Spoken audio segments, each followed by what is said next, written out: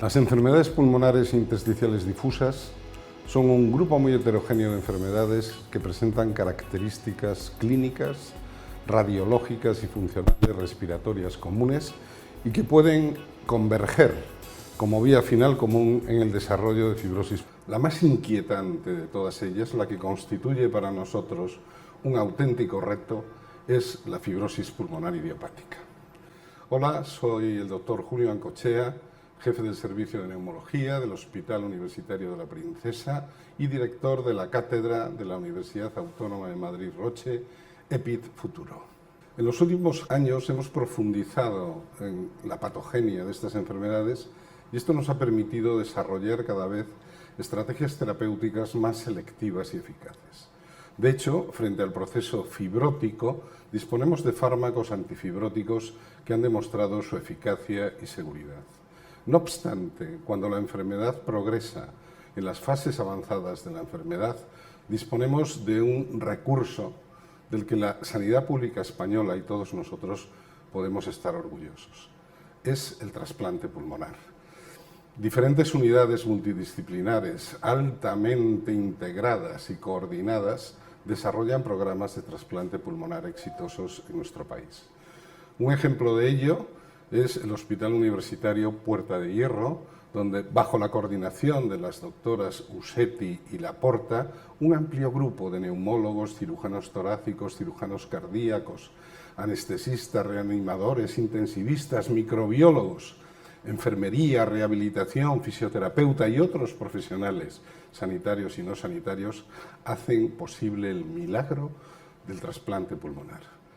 Para profundizar en todos estos aspectos, la agencia EFE, a través de EFE Salud, ha realizado este reportaje. Doctor Julio Ancochea, nos hemos venido al Hospital Universitario Puerta de Hierro de Majadahonda en Madrid y tenemos dos protagonistas, a la doctora Rosalía Laporta Hernández, neumóloga del hospital, y al paciente Carlos, de 56 años, que apenas hace 18 meses sufría fibrosis pulmonar idiopática y ahora respira vida con unos nuevos pulmones.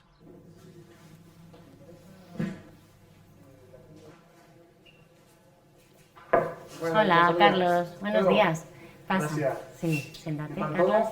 Bien, bien. Bueno, cuéntame, Carlos, ¿cómo ha ido? ¿Qué tal desde la última revisión? ¿Hemos tenido algún problema? Pues me encuentro estable, bien y no tengo ningún problema. Me encuentro fuerte, tengo fuerza, que ya sabe que siempre es muy importante para mí. Y no he tenido problemas en las pruebas que hago en casa y estoy bien. Respiratoriamente bien, no tos, no fatiga, y hemos estado caminando todos los días un poquito. Sí, camino todos los días, 1 hora. No mido la distancia porque para mí lo importante es el tiempo y 1 hora me viene bien, que me mantiene en forma. ¿Haces a diario el espirómetro? ¿Mides la capacidad pulmonar? Sí, y hace tiempo lo hacía 2 veces al día, ahora 1 vez al día. Doctora Rosalía Laporta Hernández, neumóloga del Hospital Universitario Puerta de Hierro de Majadahonda en Madrid. El final del proceso de una persona que padece fibrosis pulmonar idiopática puede ser el trasplante de pulmón. ¿Por qué? Es una enfermedad irreversible y progresiva. Y en casos seleccionados que cumplan los criterios puede ser planteable una cirugía de este tipo. ¿Puede recordarnos en qué consiste una fibrosis pulmonar idiopática? Bueno, la fibrosis pulmonar es una enfermedad que afecta fundamentalmente a los pulmones, es exclusiva a nivel pulmonar y lo que ocurre es como una cicatrización a nivel del parénquima pulmonar que causa una insuficiencia respiratoria, imposibilidad de coger bien el oxígeno y como una cicatrización haciendo una restricción cada vez más pequeño ese pulmón con los problemas de la ventilación que eso conlleva. Doctora Laporta, los pacientes que acceden al programa de trasplante, ¿cómo van a evolucionar en su enfermedad? El paso es una progresión a empeorar, ya no solo a nivel de las pruebas funcionales, a nivel radiológico y a nivel de su calidad de vida. Vemos un deterioro hasta que nosotros planteamos que está en un momento óptimo, que no existen contraindicaciones para plantear un trasplante y es cuando valoramos cuál es la ventana mejor para plantearnos esta cirugía y ser incluido en una lista de espera.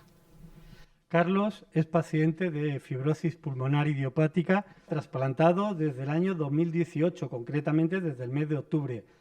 ¿Cómo llegaste a esta situación, Carlos?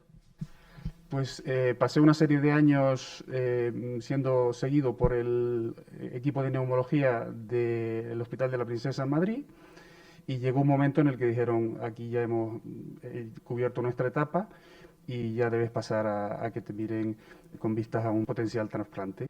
Doctora Laporta, cuando llegó Carlos a su consulta, ¿en qué situación estaba su sistema pulmonar? Pues Carlos estaba con una restricción moderada, no había tenido hasta el momento ningún ingreso y su calidad de vida era aceptable. Tenía oxígeno solo para la deambulación y habían empezado con un tratamiento con antifibróticos. Con lo cual, nosotros, tras una valoración y viendo que era un posible candidato en un futuro, pues realizamos un seguimiento para ver cómo la medicación podía frenar la evolución de su enfermedad y estar un poco pendientes de que cuando eso ocurriera pudiéramos ofrecerle la opción del trasplante. Doctora Laporta, ¿podría explicarnos sobre un TAC y una radiografía las diferencias de los pulmones de Carlos antes y después del trasplante? En la zona superior están las radiografías, a la derecha la imagen de la placa el día del trasplante, previa al trasplante, y esta es una placa a día de hoy, una placa actual. Se observan pues, en las radiografías con fibrosis una afectación difusa de ambos pulmones, fundamentalmente periférica, aunque ya estaba, digamos, de forma global. Se ven unos pulmones más pequeños y una zona de cicatrización que, digamos, son las imágenes blancas lineales que hay. Es la diferencia respecto al pulmón con un aspecto normal que vemos en el lado de la izquierda. Doctora Laporta, sobre estos dos TAC, uno de la enfermedad fibrótica y el otro después del trasplante, ¿cuáles son las diferencias? Una de las principales diferencias que vemos nada más observar las imágenes es que uno tiene los pulmones mucho más pequeños, como podemos ver en la imagen, fundamentalmente el izquierdo, que era el pulmón que tenía más afecto. Y luego las imágenes que observamos blanquecinas a nivel, digamos, de los lobulillos, y eso nos indica una reticulación, un engrosamiento de toda esa zona del intersticio y que va a ser la causa de la restricción. Observamos cómo de forma periférica afecta a ambos pulmones, en el lado izquierdo, digamos, más extenso. Y a medida que bajamos también se pueden observar imágenes de dilatación de los bronquios, de bronquiectasias, de tracción por esa cicatrización y esa fibrosis. Carlos, ¿qué sentías tú? Porque una cosa es la radiografía y otra son los sentimientos del paciente. Pues básicamente antes del trasplante no podía hacer prácticamente ningún esfuerzo. Así, todavía podía moverme, que es una ventaja comparado con muchos otros pacientes, pero me costaba mucho y entonces, por ejemplo, necesitaba oxígeno para caminar, lo llevaba en un pequeño maletín. Por ejemplo, en un caso cuando venía aquí a consulta, que estamos en la sala de espera ahí fuera, cuando llegaba, que son 20 metros, cuando llegaba aquí a sentarme estaba cansado. No era muy fácil convivir con eso. ¿Y con tus nuevos pulmones? Fantásticamente normal. Se aprecia mucho todo lo que uno ahora puede hacer sin pensar en lo que le costaba antes. Doctora Laporta, ¿podría explicarnos una espirometría de Carlos de antes y después?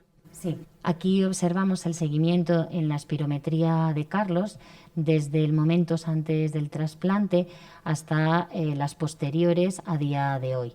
Y observamos cómo los litros o la capacidad vital forzada, que se inició en 2 litros 500, ha ido subiendo, siendo en el momento actual de 4 litros 480, la última que tenemos aquí reflejada. ¿Eso qué significa, doctora? Una mejoría importante en la espirometría. ¿Qué puede hacer y qué no puede hacer entre una situación y otra? Bueno, esto representa pues una mejoría en la oxigenación, y luego a nivel osteomuscular es un tema muy importante. Ellos, a pesar de que previos al trasplante están muy limitados para el movimiento, están dentro de un programa de rehabilitación, porque tienen que llegar en unas condiciones óptimas para poder tolerar una cirugía y un posoperatorio como el que tiene. Por tanto, aunque esto se ve reflejado en una mejor capacidad pulmonar y una mejor oxigenación, es muy importante que también se ve reflejado en su calidad de vida la situación osteomuscular con la que lleva. Es decir, a mejor situación osteomuscular pretrasplante, si conseguimos además una buena capacidad pulmonar, eso va a ir, digamos, unido a una mejor calidad de vida y a una mejor movilidad, digamos, en el momento post-trasplante. Doctora Laporta, para llegar a estos datos, usted algún día tuvo que explicarle a Carlos ¿en qué consiste un trasplante? Efectivamente, yo creo que además en una sola consulta no es suficiente, hay que hablar con el paciente y con los familiares. El tema que supone una cirugía y todo lo que viene después, porque siempre empezamos diciendo que esto es un cambio de una enfermedad a otra y todas las ventajas, pero también los inconvenientes que podemos llegar a tener, y por supuesto tienen que tomar decisiones de forma muy partícipe con nosotros. ¿Es su decisión final el trasplante o no? La decisión final es un conjunto de un equipo que lo forman pues cirugía, rehabilitación, anestesia, por supuesto neumología, un grupo extenso de expertos en lo que nos juntamos y decidimos y comentamos las ventajas y desventajas de cada paciente que ha sido previamente estudiado de forma minuciosa. Y como digo, no es en una consulta. Carlos lleva con nosotros antes de estar incluido 1 año y medio. Y eso supone, pues, un conocimiento muy estrecho de cómo es su enfermedad y cómo toleraría o cómo llevaría a intentar predecir cómo iba a ser un trasplante. La decisión no solo del equipo experto, sino suya y de, sus familiares. Es una decisión muy consensuada. Una vez que se ha decidido realizar un trasplante, ¿cuáles son los problemas, doctora? Bueno, digamos que los pacientes trasplantados tienen que tomar una serie de medicación de por vida, medicación que va a intentar de frenar una respuesta habitual, que es el rechazo. Son células diferentes, no son genéticamente iguales, y eso hace que los pacientes puedan desarrollar un rechazo frente al injerto. La mayoría de la medicación que toma es para intentar frenar esa respuesta, que sería normal, es intentar frenar a un agente externo que está dentro de nuestro cuerpo. Medicación que tienen que ser muy exhaustivos y tienen que tener una adherencia muy importante para que tenga un buen funcionamiento del injerto.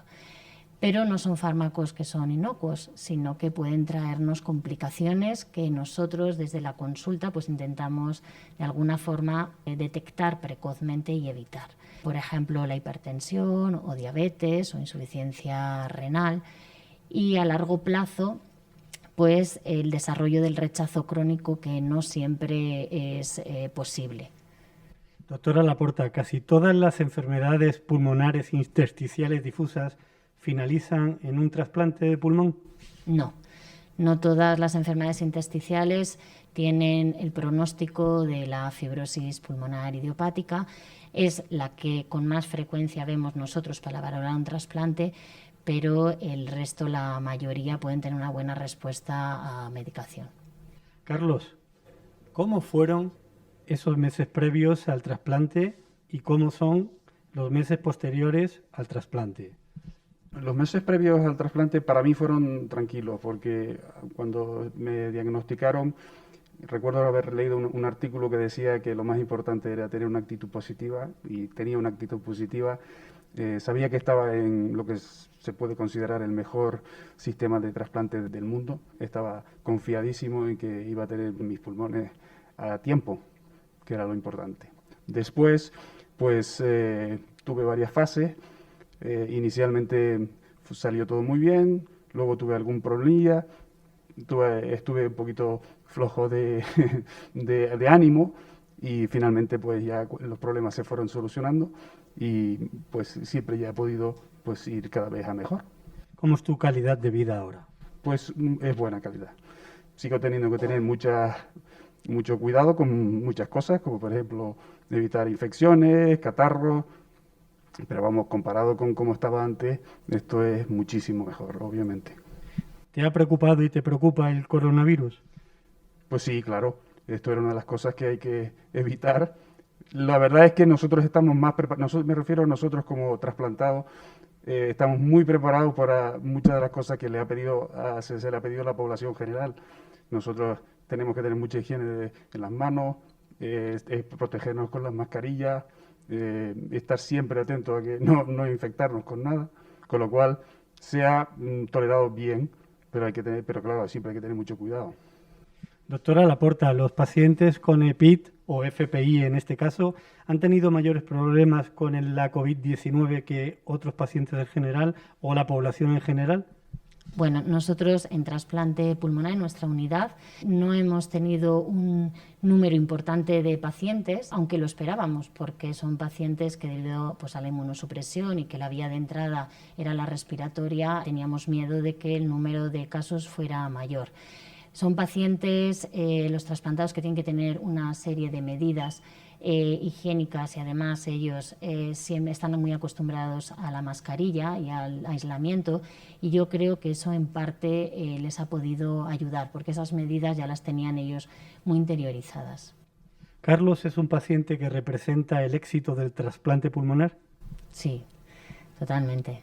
Carlos tiene una calidad de vida buena, un seguimiento que les hacemos de forma, digamos, puntual dependiendo de las necesidades, y aunque tuvo algún problema en el posoperatorio inmediato, se pudo solventar y a día de hoy, pues como es una insuficiencia renal, está estable, y lo que nos hace es ajustar de forma más meticulosa los niveles de la inmunosupresión que lleva. Solo en 2019 se realizaron 419 trasplantes de pulmón, el 40% de ellos debidos a la enfermedad pulmonar intersticial difusa. Gracias, Carlos, por haber participado en este reportaje sobre fibrosis pulmonar idiopática. Encantado, y muchas gracias a los equipos que me han hecho el seguimiento y el tratamiento y me han trasplantado. Doctora Ancochea, suya es la palabra. Después de este excelente reportaje de la agencia EFE, yo creo que podemos presumir de nuestra sanidad pública. España sigue batiendo récords de número de trasplantes pulmonares gracias al incremento de donantes que ha sido posible mediante la donación en asistolia, la preservación pulmonar ex vivo y el aumento de los límites de edad, tanto para donantes como para receptores. Según datos de nuestra Organización Nacional de Trasplante, España logró un nuevo máximo histórico de donación de trasplantes de órganos sólidos en el año 2019, año en el que se alcanzaron casi 50 donantes por millón de habitantes y se hicieron 5.500 trasplantes, de los cuales 419 fueron trasplantes pulmonares. Centros como el Hospital Universitario de Puerta de Hierro, el Hospital Valle d'Hebron, la Fe de Valencia, Reina Sofía de Córdoba, Puerta de Hierro ya citado y el Hospital 12 de Octubre en Madrid, además de Valdecilla en Cantabria y el Hospital Universitario de La Coruña, constituyen toda una garantía y un motivo de orgullo para todos los españoles.